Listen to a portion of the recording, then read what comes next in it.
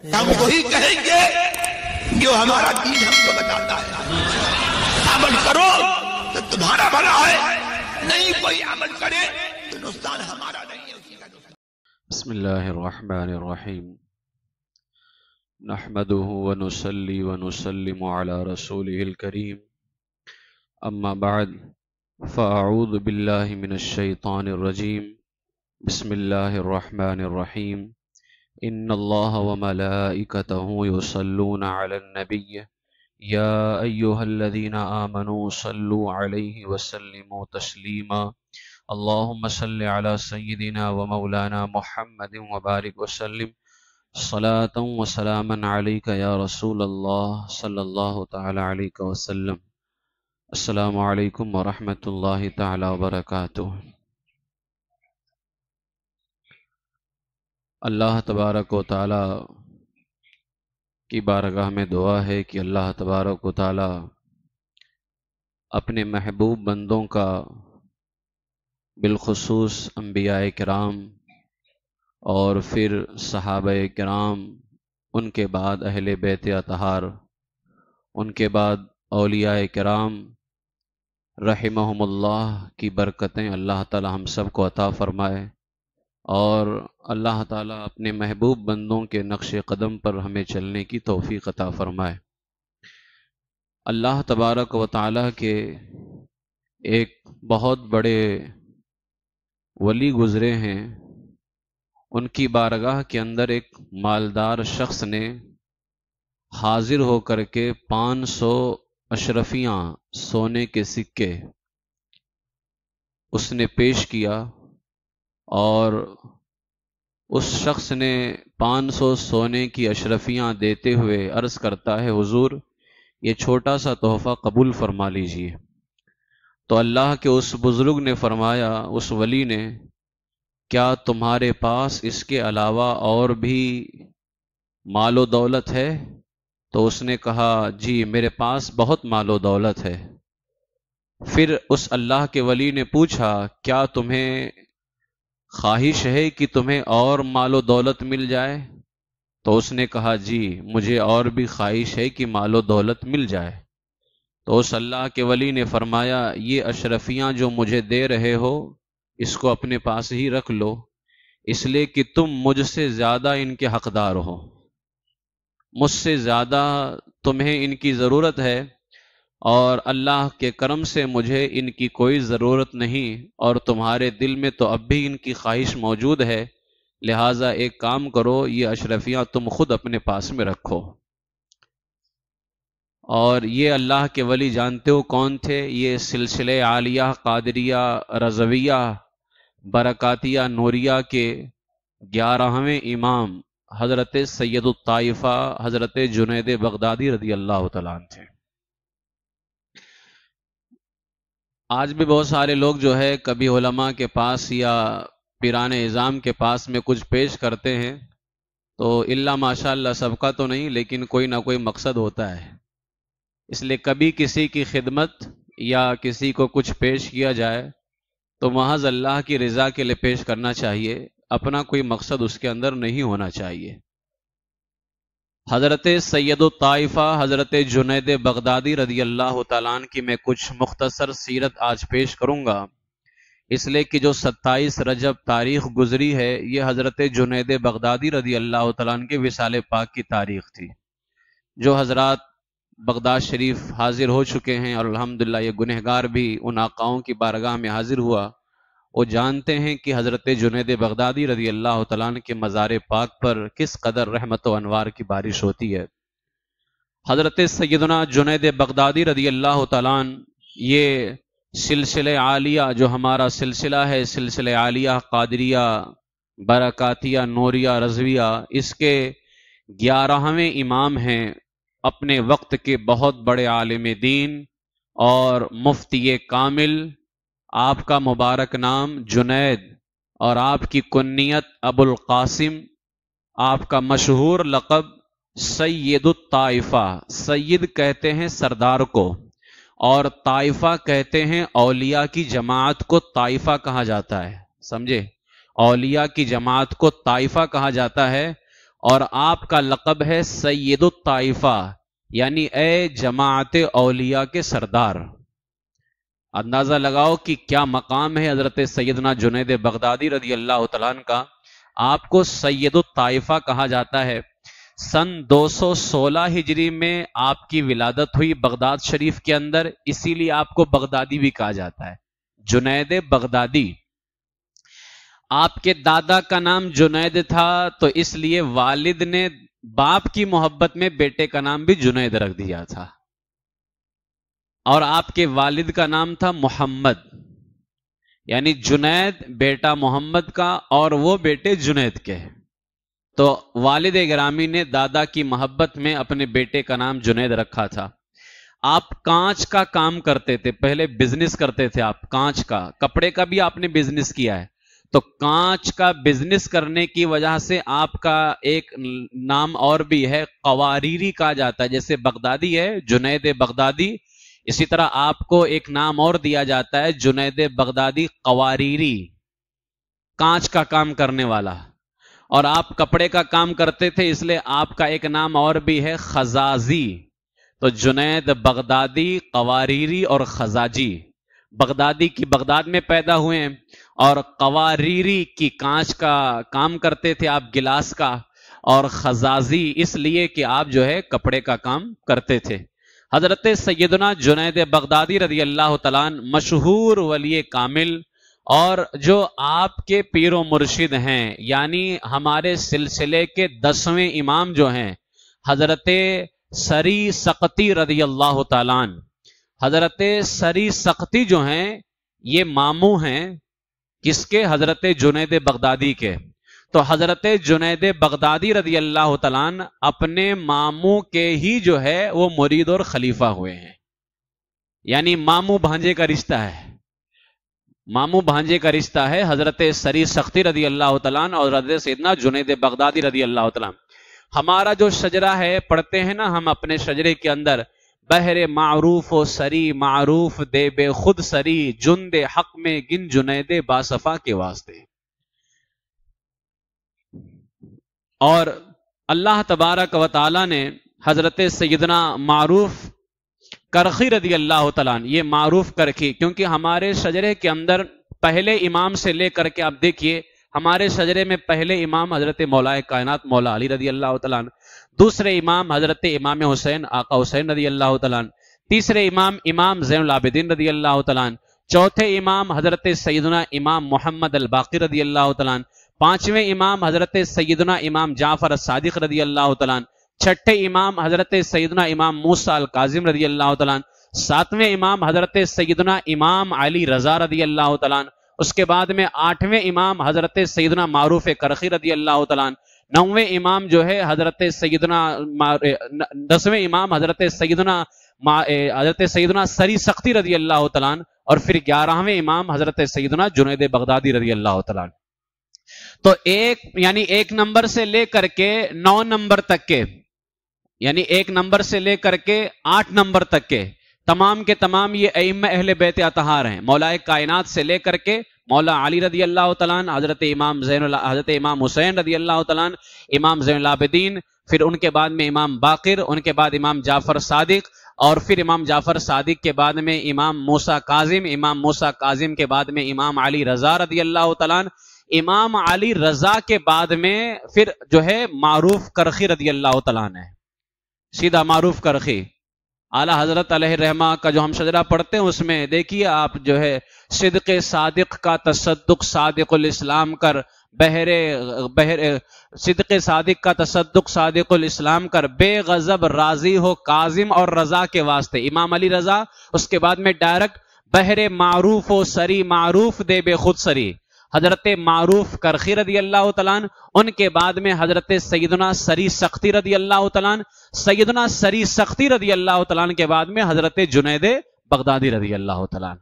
تو ہمارے سلسلے کے یہ عظیم بزرگ ہیں حضرت سیدنا جنید بغدادی رضی اللہ تعالیٰ عنہ، اور یہ اپنے ماموں کے ہی مرید بھی ہوئے ہیں اور سب کچھ انہی سے حاصل کیا ہے۔ حضرت سیدنا جنید بغدادی رضی اللہ تعالیٰ عنہ کو اللہ نے ایسا مقام عطا فرمایا، علماء کرام نے آپ کو ایک لقب دیا تھا شیخ تصوف، صوفیوں کا امام۔ آپ کا ایک لقب تھا صوفیوں کا امام شیخ تصوف. اس کی وجہ یہ تھی کہ آپ نے صوفیت کو شریعت کے اندر جتنی چیزیں منع تھی، شریعت کی منع کی ہوئی باتوں سے دور کر کے آپ نے قرآن و حدیث کے مطابق صوفیت کو ترتیب دیا تھا. اس بنیاد پر آپ کو صوفیوں کا امام کہا جاتا تھا. اور حضرت ابو العباس عطا رحمت اللہ علیہ فرماتے ہیں علم تصوف میں ہمارے امام اور پیشوا حضرت جنید بغدادی رضی اللہ تعالیٰ عنہ ہے.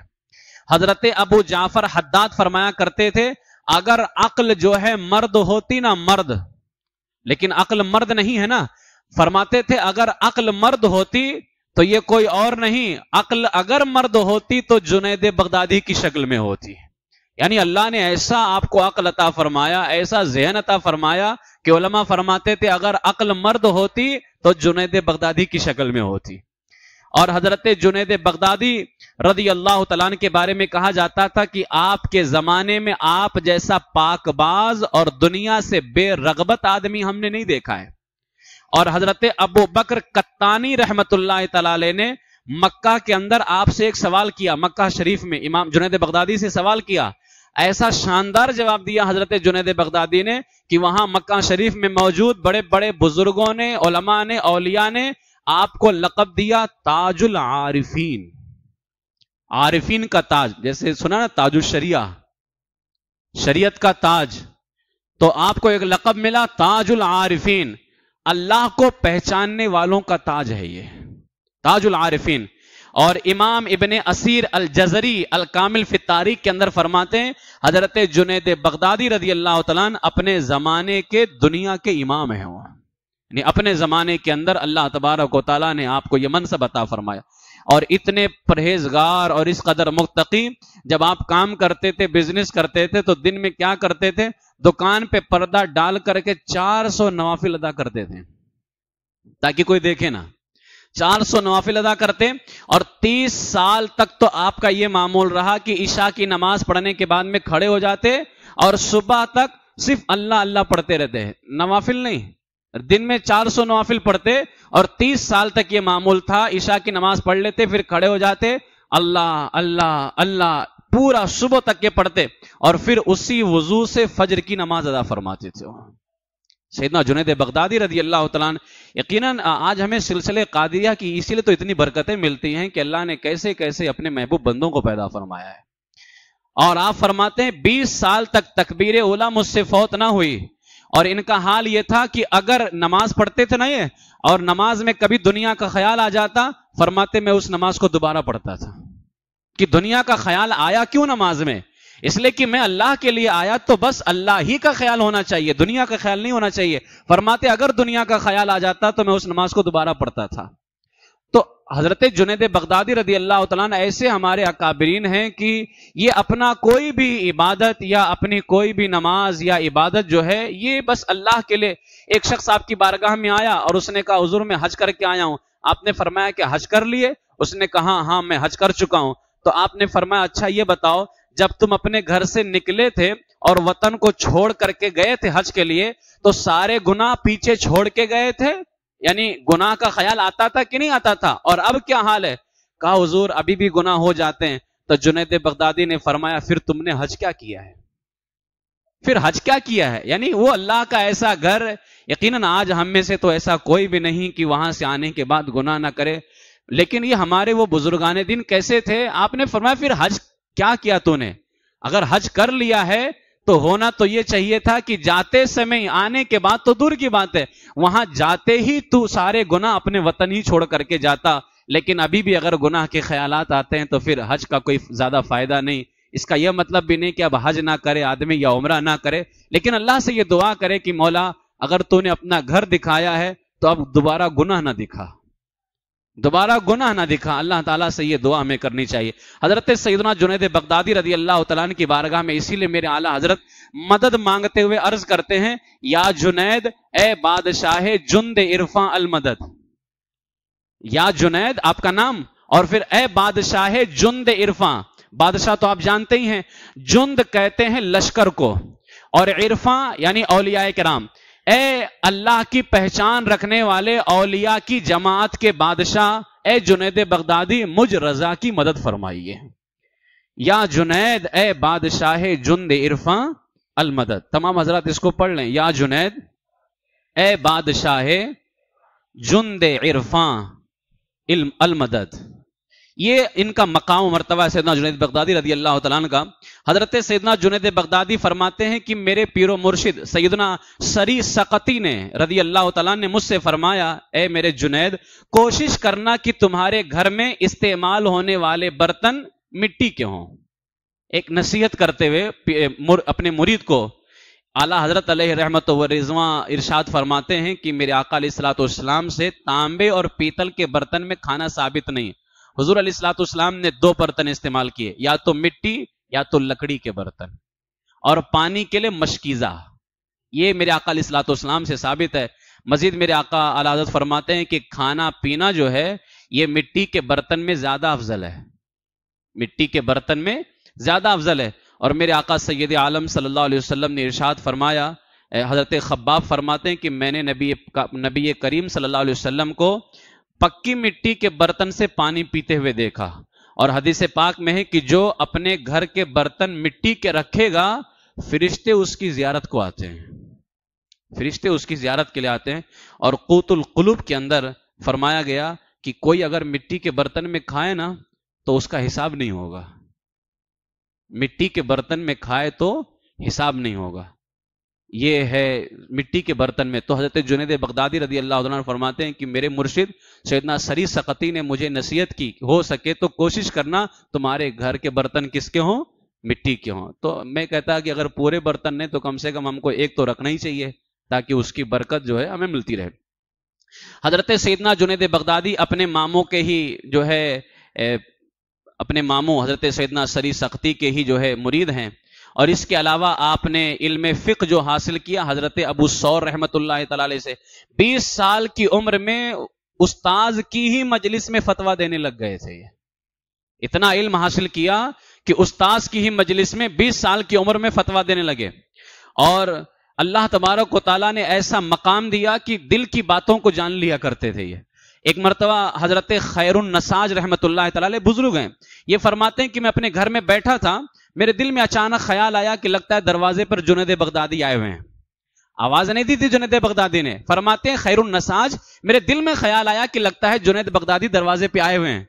پھر میں نے کہا وہ تو میرا خیال ہے نا، تھوڑی نا دستک دی ہے. کہتے ہیں میں نے توجہ ہٹا دی. پھر دوسری مرتبہ خیال آیا، پھر توجہ ہٹا دیا. پھر تیسری مرتبہ یہی خیال آیا. جب تیسری مرتبہ خیال آیا نا، اب کوئی دروازے پہ دستک نہیں دے رہا تھا لیکن میرے دل میں خیال آ رہا تھا کہ لگتا ہے جنید بغدادی دروازے پہ آئے ہوئے ہیں. کہتے ہیں پہلی مرتبہ تو توجہ ہٹایا، دوسری مرتبہ ہٹایا، تیسری مرتبہ بھی توجہ جب آئی نا مجھ کو، میں سوچا آخر بات کیا ہے کہ آج بار بار خیال آ رہا ہے کہ جنید بغدادی دروازے پہ آئے.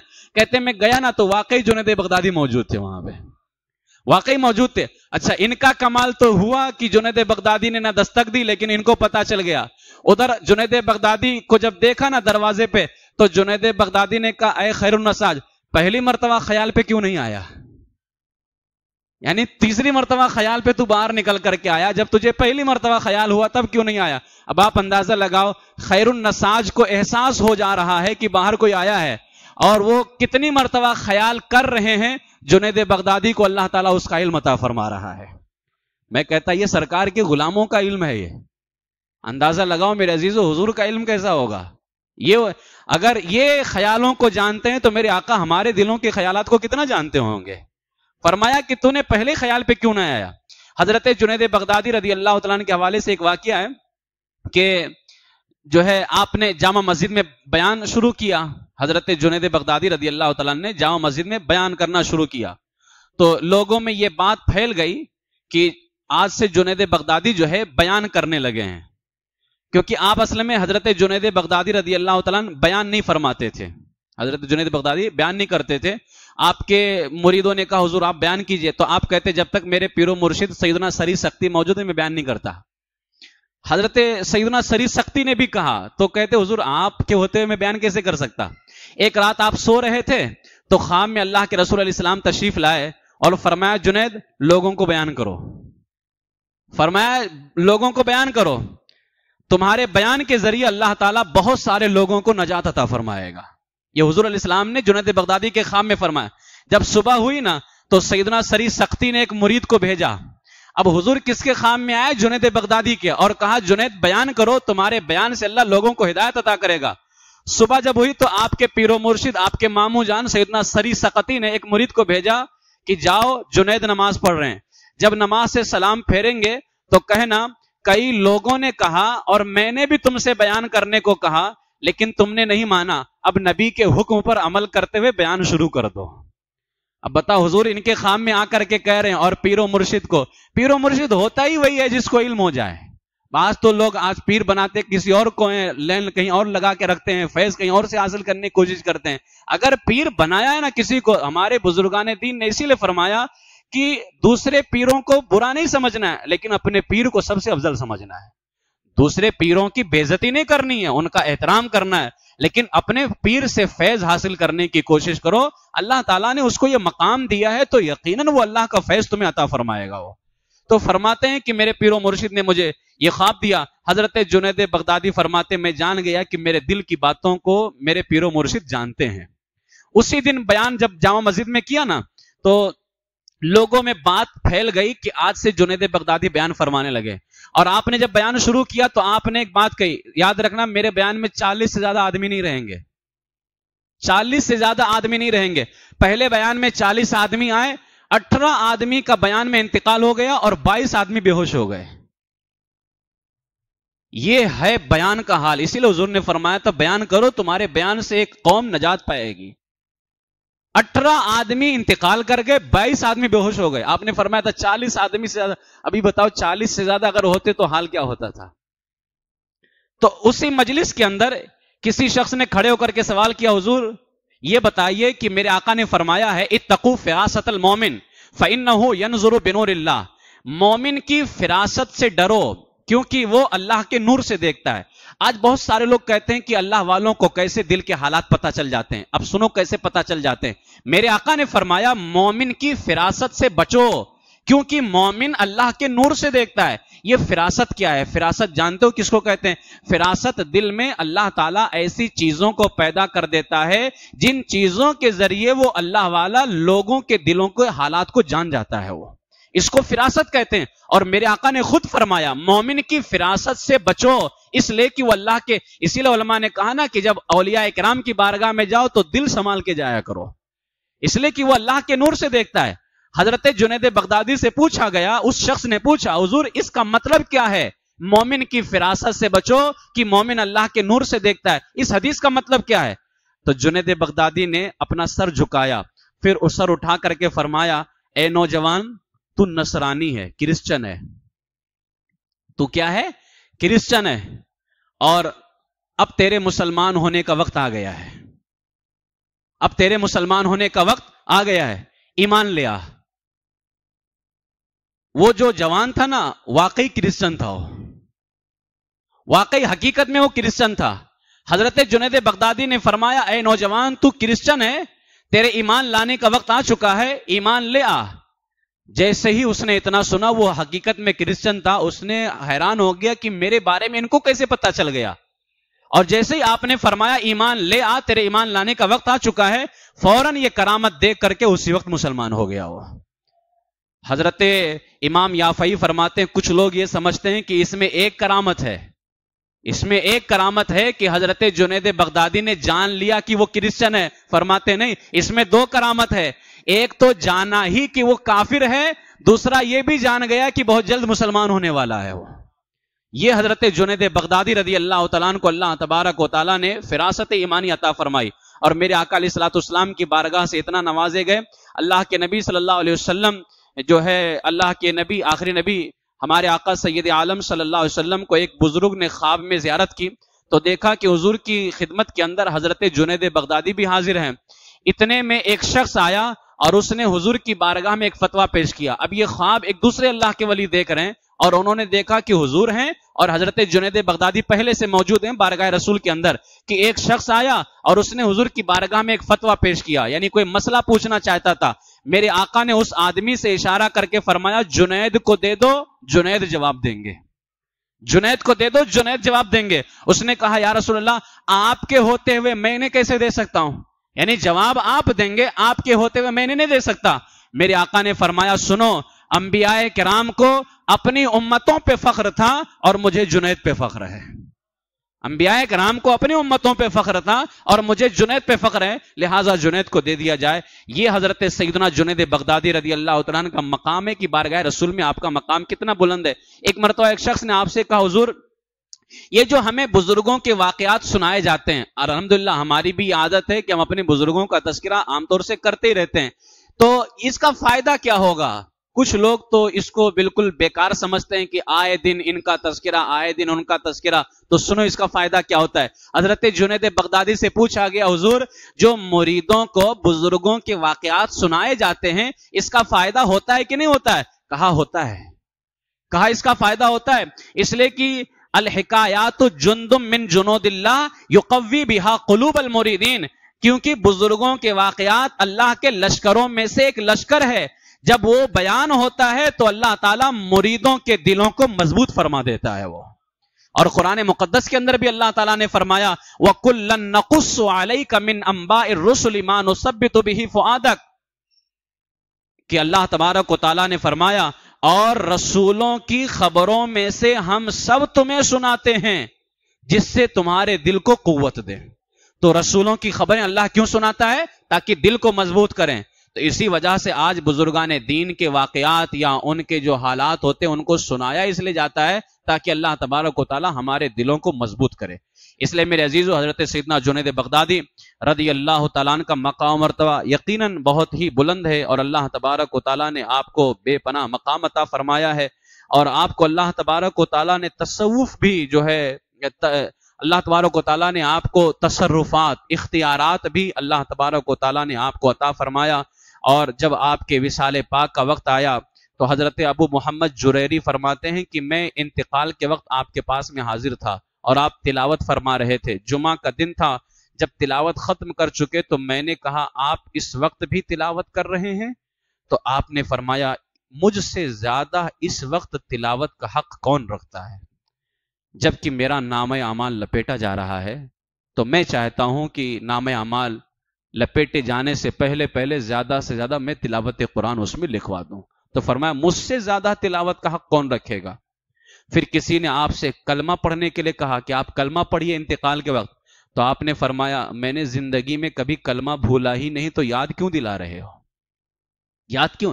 اس سے اندازہ تھا جو میں نے ایک دن روایت پیش کی تھی کہ سرکار اعلیٰ حضرت نے فرمایا کہ جو زندگی میں اپنے ایمان کی فکر نہیں کرتا ہے اس بات کا ڈر ہے کہ مرتے وقت اس کا ایمان چھن جائے گا۔ حضرت جنید بغدادی کی جب یہ بات میری نگاہوں کے سامنے آئی نا تو اعلیٰ حضرت کی وہ بات یاد آ گئی کہ حضرت جنید بغدادی نے فرمایا مجھے کلمہ یاد دلاتے ہو، میں زندگی میں کبھی بھولا ہی نہیں۔ اگر آپ زندگی میں ہمیشہ اپنے ایمان کو یاد رکھو گے تو یقین ہے کہ مرتے وقت یہ ایمان کہیں ضائع نہیں ہوگا ہے، بلکہ اللہ تعالیٰ اس کی حفاظت فرمائے گا۔ اس لیے وہابیوں کے ساتھ، دیوبندیوں کے ساتھ، غیر مقلد اہل حدیثوں کے ساتھ اور اتنے باطل فرقے اور گستاخ بد مذہب ہیں، ان سے اپنے آپ کو بچاؤ، اس لیے کہ یہ رسول اللہ کے نہیں، ہم ہیں رسول اللہ کے، جنت رسول اللہ کی، اس لیے اپنے ایمان کی حفاظت کرو۔ سرکار جنید بغدادی نے فرمایا میں کبھی زندگی میں کلمہ بھولا ہی نہیں، مجھے کلمہ کیوں یاد دلا رہے ہو؟ حضرت سیدنا جنید بغدادی رضی اللہ تعالیٰ عنہ اس شان کے ساتھ دنیا سے تشریف لے کر کے جا رہے ہیں۔ 298 ہجری میں جمعہ کے دن آپ کا انتقال ہوا، دوسرے دن تدفین ہوئی سنیچر کے دن، تقریباً 60,000 کا مجمع آپ کی نماز جنازہ میں تھا اس وقت۔ آج تو 298 نے، آج سے 1200 سال پہلے، 1200 سال پہلے 60,000 کا جنازہ، اور آپ کے مزار شریف پر لوگ روزانہ 1 ماہ یا اس سے زیادہ حاضری دیتے رہے، اور آج بھی پوری زندگی آپ اپنے پیر و مرشد کے ساتھ ہی رہے، حضرت سیدنا سری سقطی رضی اللہ تعالیٰ عنہ کے پاس۔ آج بھی جو ہے حضرت سیدنا سری سقطی کے ہی بغل میں مزار شریف ہے، بغداد شریف میں جو ہے حضرت سیدنا سری سقطی رضی اللہ تعالیٰ عنہ۔ پھر جیسے آپ نے دیکھا ہوگا کہ اگر امام ہے اور ایک مقتدی ہو تو نماز پڑھنے کا طریقہ اس میں کیا ہے کہ جو ایک مقتدی ہے وہ ایک صف پیچھے نہ کھڑا ہو بلکہ امام کے داہنے طرف میں کھڑا ہو جائے، ہے نا، اس طرح سے نا۔ آج بھی حضرت سیدنا سری سقطی کا مزار یہ ہے، اور حضرت جنید بغدادی کا مزار شریف ہے۔ ایسا لگتا ہے کہ پیر کی امامت ہو رہی ہے، مرید اقتداء میں کھڑا ہوا ہے۔ کیا بہت ہی خوبصورت منظر اللہ تعالیٰ پھر وہاں کی حاضری عطا فرمائے۔ تو بغداد شریف کا جو بڑا قبرستان ہے نا، اسی قبرستان کے اندر یہ دو آقاؤں کا، اس کے علاوہ وہاں ہمارے بہت سارے آقا ہیں، لیکن یہ دو آقا ایک ساتھ وہاں سے اپنا فیض جو ہے اپنے قادری غلاموں کو عطا فرما رہے ہیں۔ یہ وہ لوگ ہیں جو غوث اعظم کے پیروں میں آتے ہیں، غوث اعظم کے پیروں میں آتے ہیں، سرکار غوث اعظم رضی اللہ تعالیٰ عنہ کے، آپ اندازہ لگا سکتے ہیں۔ اس لیے حضرت سیدنا جنید بغدادی رضی اللہ تعالیٰ عنہ کا مقام و مرتبہ بہت بلند ہے۔ اللہ تبارک و تعالیٰ کی بارگاہ میں دعا ہے کہ پروردگار عالم سیدنا جنید بغدادی رضی اللہ تعالیٰ عنہ کا فیض عطا فرمائے، اور حضرت سیدنا سری سقطی رضی اللہ تعالیٰ عنہ کا بھی فیض عطا فرمائے، اور ہمارے سلسلے کے اور تمام بزرگان دین اولیاء کرام رحمہم اللہ کے اللہ تعالیٰ ہمیں برکتیں عطا فرمائے، ایمان پر زندہ رکھے اور ایمان ہی پر خاتمہ بالخیر فرمائے۔